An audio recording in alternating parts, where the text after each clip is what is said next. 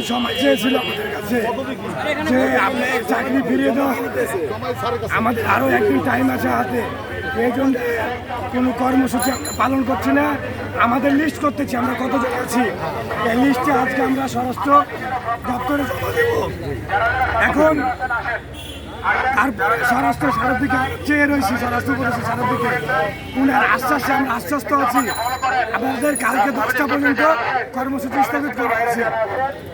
আজকে আমরা এগুলো পূরণ করব, তারপরে পরবর্তী কর্মসূচি ঘোষণা করবো ইনশাল্লাহ।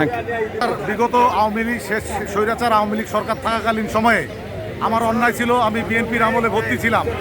এই কারণে আমাকে বিভিন্নভাবে নিষ্পেষিত করা হয় এবং বিনা দোষে আমাকে ডিগ্রেড করা হয় এই ডিপার্টমেন্ট থেকে।